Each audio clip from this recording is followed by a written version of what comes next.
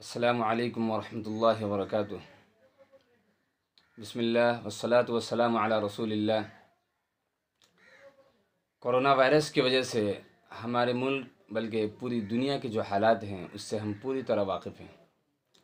بظاہر ایسا معلوم ہو رہا ہے کہ اس سال رمضان المبارک میں بھی مسجدوں میں تراویح اور دیگر نماز و عبادت بھی احتیاط کے ساتھ ہمیں ادا کرنی ہوگی۔ یعنی ڈاکٹرز اور ہیلتھ ڈپارٹمنٹ کی طرف سے اور گورنمنٹ کی طرف سے جو گائیڈ لائنز دیے گئے ہیں اس پر ہمیں پوری طرح عمل کرنا ہوگا۔ اس سلسلے میں لوگ بہت پریشان ہیں، تذبذب کے شکار ہیں کہ اس سال رمضان المبارک میں ہماری نمازوں کا خصوصاً تراویح کا کیا ہوگا، کہ اگر ہم مسجد میں جمع ہو کر تراویح نہیں پڑھ سکتے تو گھر میں تراویح کی نماز ادا کرنے کی کیا صورت ہوگی، اور گھروں کے اندر مستورات جماعت میں شریک ہو سکتی ہے یا نہیں ہو سکتی، اگر شریک ہوں گی تو کس طرح سے شریک ہوں گی۔ بہت سے لوگ فون کر کر پوچھ رہے ہیں، واٹس ایپ پر پوچھ رہے ہیں، میسج کر کے پوچھ رہے ہیں، خصوصاً شہر ڈبروگڑھ و تنسکیا کے احباب۔ اس سلسلے میں ہمارے مسجد کے ذمہ داران نے کہا کہ آپ اپنی طرف سے کوئی آڈیو یا ویڈیو جاری کر دیجئے، اس کے کلپ جاری کر دیں تو بہتر رہے گا۔ لیکن میرے ذہن میں یہ بات تھی کہ اس سلسلے میں ماشاءاللہ علماء کرام کی ایک بڑی تعداد سوشل میڈیا پر کام کر رہی ہے، اور سوشل میڈیا کے ذریعے سے آڈیو کی شکل میں، ویڈیو کی شکل میں یوٹیوب پر، فیس بک پر، واٹس ایپ پر امت کی پوری رہنمائی کر رہے ہیں، لہذا مجھے اس کی کوئی ضرورت نہیں ہے۔ لیکن ان احباب کے اصرار کی وجہ سے میں نے چاہا کہ آپ حضرات کے سامنے کچھ باتیں عرض کر دوں۔ اس میں تو کوئی شک نہیں ہے کہ ایسی صورتحال میں مسجد میں تراویح کے لیے رمضان مبارک میں جمع ہونا غیر مناسب ہوگا، غیر مناسب ہی نہیں بلکہ قانونی اعتبار سے ہمارے لیے جرم بھی ہوگا کہ ہم مسجدوں میں جمع ہوں اور اکٹھا ہوں، کیونکہ یہ مرض متعدی ہے، اس سے ایک دوسرے کو پھیلنے کا شبہ ہے، اندیشہ ہے، اس لیے ڈاکٹروں کی طرف سے جو احتیاطی تدابیر ہیں اس پر عمل کرنا ہمارے لیے ضروری ہے۔ لہذا ہم رمضان المبارک میں بھی تراویح کا اہتمام صرف وہی لوگ کریں گے جن کو گورنمنٹ کی طرف سے اجازت دی گئی ہے، یعنی وہ مخصوص تعداد اور سلیکٹڈ آدمی۔ رمضان مبارک میں مسجدوں کے اندر مجمع بڑھانے کی ہم ہرگز کوشش نہ کریں۔ باقی رہ گئے وہ لوگ جو مسجد نہیں آ سکتے، وہ اپنے اپنے گھروں میں جس طرح دیگر نماز ادا کر رہے تھے تراویح کی نماز بھی ادا کریں، یعنی گھر کے افراد، گھر کے ممبر مل کر تراویح کی نماز باجماعت ادا کریں۔ اگر گھر کے اندر کوئی حافظ ہو تو تراویح کے اندر پورا قرآن پاک سننے کا اہتمام کریں، اور اگر حافظ نہ ہو تو کوئی بھی شخص جس کو صورتیں یاد ہوں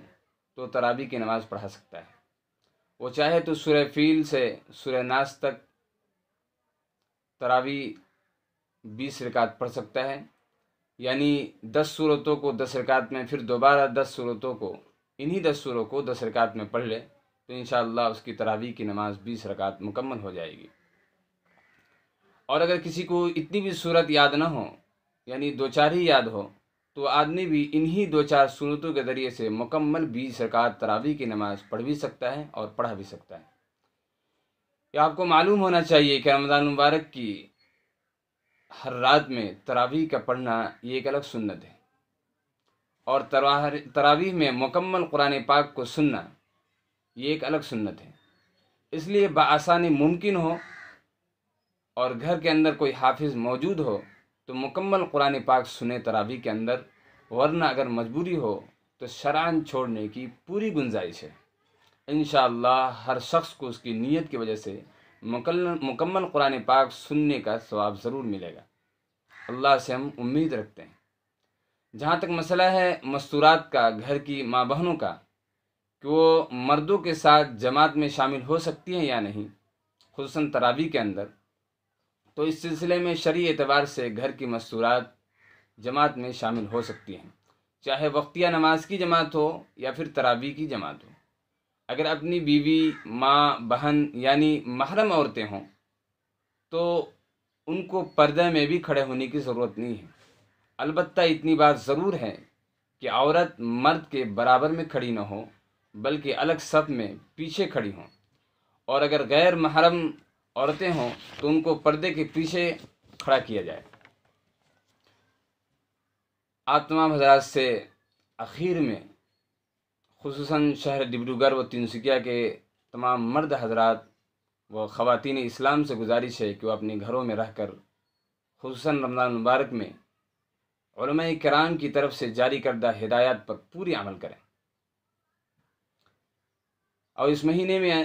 خاص طور سے قرآن پاک کی خوب کثرت سے تلاوت کریں، کیونکہ قرآن پاک کا رمضان المبارک کا قرآن پاک سے گہرا ربط و تعلق ہے۔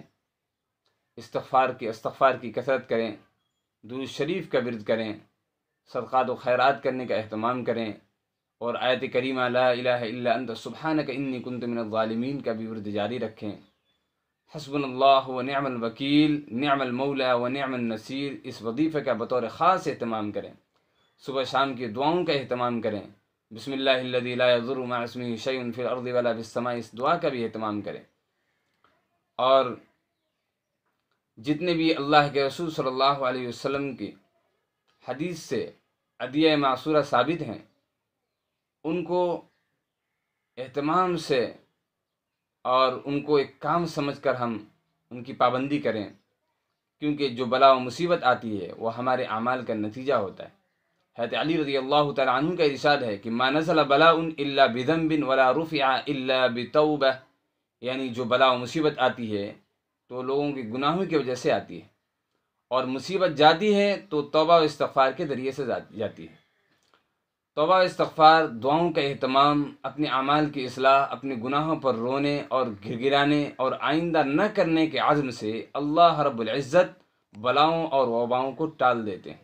ہمارے نبی حضرت محمد صلی اللہ علیہ وسلم نے فرمایا، استقبلوا امواج البلاء بالدعاء، یعنی بلا اور وبا کی موجوں کا دعاؤں کے ذریعے سے استقبال کیا کرو۔ اللہ رب العزت اس پینڈیمک یعنی وبا اور اس کنٹیجس ڈیزیز سے ہمارے ملک بھارت کے ہر رہنے والوں کی حفاظت فرمائے، ہر انسان کی حفاظت فرمائے، اور پوری دنیا سے اس پینڈیمک کو ختم فرما دے۔ آمین۔ والسلام علیکم ورحمۃ اللہ۔